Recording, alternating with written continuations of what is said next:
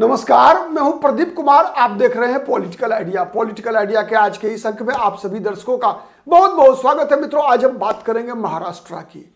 आज हम बात करेंगे महाराष्ट्र में होने जा रहे लोकल बॉडी इलेक्शन की।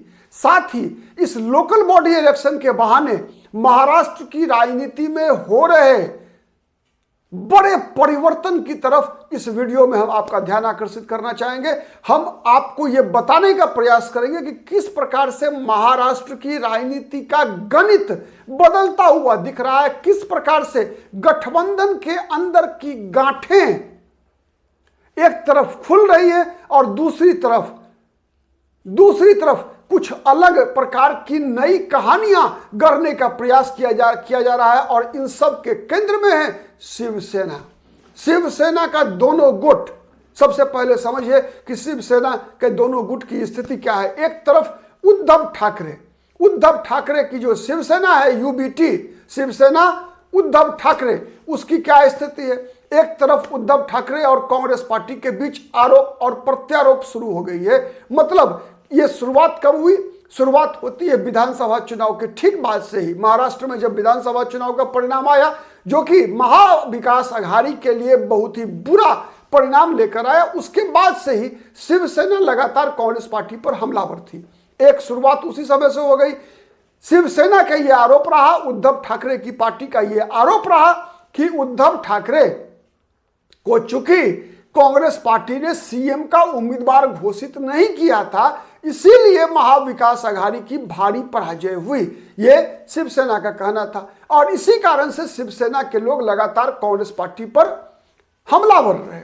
अब उससे आगे बढ़कर तब तक कांग्रेस चुप थी, लेकिन अब जब वहां लोकल बॉडीज इलेक्शन की घोषणा हुई, महाराष्ट्र मुंबई में बृहत्तर मुंबई जो कॉरपोरेशन है उसके इलेक्शन की घोषणा होते ही कांग्रेस पार्टी ने यह घोषणा कर दिया कि हम तो यहाँ का चुनाव, स्थानीय क्षेत्र विकास का चुनाव जो है, हम लोकल बॉडीज का चुनाव हम अपने बलबूते पर लड़ेंगे। शिवसेना के साथ या राष्ट्रवादी के साथ या राज ठाकरे के साथ गठबंधन नहीं करेंगे। क्योंकि आपको पता है कि महाविकास अघाड़ी में अब राज ठाकरे की पार्टी भी शामिल हो गई है और कांग्रेस ने ऐसा फैसला किया। उसके पीछे जो मूल कारण था वो ये कि महाराष्ट्र में, मुंबई में विशेष रूप से 20% आबादी मुसलमानों की है, 8 से 10% आबादी दक्षिण भारतीयों की है।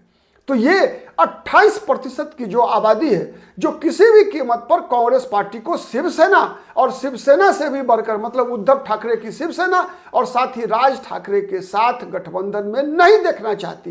राज ठाकरे के आने के बाद कांग्रेस को इस बात का भय है कि उत्तर भारतीय भी राज ठाकरे के कारण महाविकास अघाड़ी का साथ छोड़ सकते हैं। साथ ही कांग्रेस का यह फाइंडिंग है कि चूंकि मुंबई में और मुंबई के इर्द गिर्द जो इलाका है, ठाणे का, ठीक है, इन सब इलाकों में राष्ट्रवादी कांग्रेस पार्टी का से गठबंधन करने से जितना फायदा नहीं होना है, उससे ज्यादा का नुकसान होना है। क्योंकि कांग्रेस अगर गठबंधन में लड़ेगी तब तो उसके हिस्से 1/3 सीटें ही आएगी, 1/3 सीटें ही आएगी, लड़ने के लिए मिलेगी। तो अभी भी कांग्रेस पार्टी के वहां पर 30 सभासद है मुंबई में, बीएमसी में, ठीक है। तो कांग्रेस पार्टी को इस बात की उम्मीद ही नहीं है कि अगर हम 1/3 लड़ेंगे 235 के सदन में, तो फिर 80 के आसपास कांग्रेस के हिस्से में आएगी। तो उसमें इससे खराब प्रदर्शन तो होगा नहीं। तो इसीलिए अगर सीटें बांटनी पड़ेगी तो उससे बेहतर है कि अकेले अपने बूते पर लड़ा जाए। ये कांग्रेस का आंकड़ा है कि कांग्रेस को शिवसेना और राज ठाकरे के साथ रहने से घाटा होगा, उनके वोटर नाराज होंगे और राष्ट्रवादी के साथ जरूरत से अधिक सीटें बांटनी पड़ेंगी। और दूसरा, राष्ट्रवादी कांग्रेस पार्टी का इस इलाके में प्रभाव भी नहीं है, कम प्रभाव है, बहुत कम प्रभाव है, ठीक है। ये शिवसेना के प्रभाव और कांग्रेस पार्टी के प्रभाव वाला इलाका है, ठीक है, जहां शिवसेना और कांग्रेस का प्रभाव पारंपरिक रूप से रहा है। ये ऐसे इलाके हैं जहां पर कि राष्ट्रवादी के साथ और शिवसेना के साथ तालमेल करने से कांग्रेस का नुकसान होगा। उसके बाद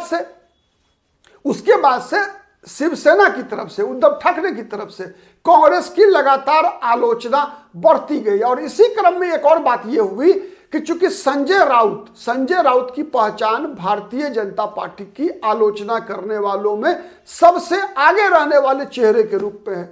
तो अब उद्धव ठाकरे ने बीच के दिनों में ऐसा हुआ कि संजय राउत को अब किनारे लगाया है, ठीक है, डांट भी पड़ी है, ठीक है, इसलिए डांट पड़ी है कि वो जरूरत से ज्यादा इस प्रकार का बयान लगातार देते आ रहे हैं जिससे कि भारतीय जनता पार्टी के साथ दोबारा रीअलाइनमेंट की जो संभावना है उन संभावनाओं पर पानी फेरते हैं। क्योंकि महाराष्ट्र की राजनीति ऐसी है जहां पर कि कब कौन किस पाले में खड़ा हो कहना मुश्किल है। इधर दूसरी तरफ जब से ये लोकल बॉडी इलेक्शन की चर्चा शुरू हुई है तब से भाजपा और एकनाथ शिंदे, देवेंद्र फडणवीस और एकनाथ शिंदे के बीच भी सब कुछ सामान्य नहीं है, सब कुछ सामान्य नहीं है। लगातार एक दूसरे को आप क्या कह सकते हैं कमजोर करने का या एक दूसरे से आगे निकलने की होड़ जो है दोनों पार्टी के बीच मची हुई है, ठीक है। एक यहां तक कि एक दूसरे को नीचा दिखाना और एक दूसरे को कमजोर करने की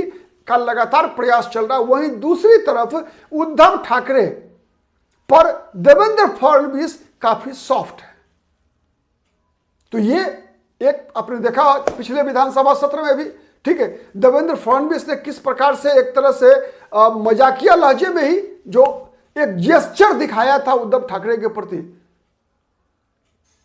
ठीक है, तो उससे कई संकेत निकल कर आए। राजनीति में तो संकेतों की भाषा ही सबसे बड़ी भाषा समझी जाती है, ठीक है। तो ये उद्धव ठाकरे ने दो तीन चीजों से जो अपने प्रवक्ताओं को ये कह दिया कि नहीं कांग्रेस की आलोचना करने में कहीं कंजूसी नहीं करनी है, संजय राउत को किनारे लगाना, साथ ही बीजेपी के द्वारा भी एकनाथ शिंदे से सब कुछ सही नहीं होने का संकेत देना और उद्धव ठाकरे का देवेंद्र फडणवीस के किसी भी कार्रवाई पर एक सकारात्मक संदेश देकर कई इशारे क्लियर कट किया गया है। और इससे ये बातें निकल कर आ रही है कि क्या आने वाले दिनों में एकनाथ शिंदे आउट होंगे, क्या शिवसेना उद्धव ठाकरे इन होगी। तो देखिए सबसे बड़ी बात क्या है, उद्धव ठाकरे के साथ विवाद शुरुआत कब होती है, उद्धव ठाकरे के साथ विवाद की शुरुआत होती है 2019 के विधानसभा चुनाव में। वैसे उसका बीजारोपण तो 2014 विधानसभा चुनाव के दौरान ही पड़ गया था जब बीजेपी और शिवसेना अलग अलग चुनाव लड़ी थी। लेकिन बाद में चुनाव जीत परिणाम आने के बाद उद्धव ठाकरे की शिवसेना, उस समय एक ही शिवसेना हुआ करती थी, मजबूर होकर बीजेपी के साथ आई क्योंकि उनको लगा कि अगर उद्धव ठाकरे नहीं आते हैं तो राष्ट्रवादी कांग्रेस पार्टी शरद पवार के साथ बीजेपी परमानेंट गठबंधन हो जाएगा। हो भी गया था। सिर्फ राष्ट्रवादी कांग्रेस पार्टी के बाहरी समर्थन से उद्धव ठाकरे ने सरकार बना लिया था। बाद में हार कर आए थे उद्धव ठाकरे, लेकिन 2019 विधानसभा चुनाव के परिणाम आने के बाद उद्धव ठाकरे इस बात पर अड़ गए थे कि उद्धव ठाकरे और बीजेपी के बीच एक समझौता हुआ था अमित शाह की मौजूदगी में। यह दावा उद्धव ठाकरे का था कि पहला 2.5 साल उद्धव ठाकरे मुख्यमंत्री होंगे, फिर बाद का 2.5 साल देवेंद्र फडणवीस मुख्यमंत्री होंगे, मतलब बीजेपी का मुख्यमंत्री होगा। लेकिन उद्धव ठाकरे ने यह आरोप लगाकर कि बीजेपी ने वादा तोड़ा, बीजेपी से अलग हो गई और कांग्रेस पार्टी के साथ जाकर सबको आश्चर्यचकित करते हुए ये किसी ने कल्पना नहीं किया था कि बाला साहब ठाकरे की शिवसेना, उद्धव ठाकरे की शिवसेना कभी कांग्रेस पार्टी के साथ भी गठबंधन करके सरकार बना सकती है। लेकिन बनी सरकार, गठबंधन सरकार बनी भी, गठबंधन सरकार चली भी। लेकिन इस गठबंधन के पूरा होने के बाद जब लोकसभा चुनाव हुआ, लोकसभा चुनाव में इनको बहुत बेहतर सफलता मिला तीनों गठबंधन को, लेकिन विधानसभा चुनाव आते आते वो सब लाभ खत्म। क्यों? इसलिए कि बीच में ही बीजेपी ने ऑपरेशन लोटस कर दिया था और कह सकते हैं शिवसेना भी छीन ली थी। एकनाथ शिंदे मतलब को मुख्यमंत्री बना दिया था बीजेपी ने उद्धव ठाकरे से तोड़कर, ठीक है। तो उसके बाद जब चुनाव हुआ, एकनाथ शिंदे के नेतृत्व में चुनाव लड़ा गया, लेकिन बीजेपी का सीएम बना 2024 में। उसके बाद से फिर अब ऐसी स्थिति दिख रही है कि एक तरफ कांग्रेस उद्धव ठाकरे के बीच तकरार, शिंदे देवेंद्र फडणवीस के बीच तकरार, उसके बाद उद्धव ठाकरे के द्वारा कांग्रेस की आलोचना, बीजेपी को का एकनाथ शिंदे के साथ अनकंफर्टेबल होना, उद्धव ठाकरे का संजय राउत को किनारे लगाकर एक संदेश देना, उसी तरीके से बीजेपी के द्वारा भी एकनाथ शिंदे के सामने किसी भी प्रकार से कमजोर नहीं पड़ने का संकेत देना स्पष्ट इशारा कर रहा है कि बीजेपी और उद्धव ठाकरे की सेना अब पिछली बातें भूल भी सकती हैं। आने वाले दिनों में क्या होना है ये सब कुछ निर्भर करेगा मुंबई महानगर पालिका के चुनाव के परिणाम पर, बहुत कुछ निर्भर करेगा। अगर ये परिणाम बीजेपी के हक में गया तो आप मानकर चलिए कि उद्धव ठाकरे की शिवसेना दोबारा बीजेपी के साथ आ सकती है। यदि बीजेपी को एकनाथ शिंदे के शिवसेना की आवश्यकता नहीं पड़ी लोकल बॉडी इलेक्शन के बाद, तो फिर उद्धव ठाकरे की शिवसेना के साथ देवेंद्र फडणवीस की भाजपा का फिर से गठबंधन हो सकता है और एकनाथ शिंदे फिर बाहर हो सकते हैं और जो विकास आघाड़ी है उस पर तो संकट मंडराएगा ही। आज के लिए इतना ही, बहुत बहुत धन्यवाद।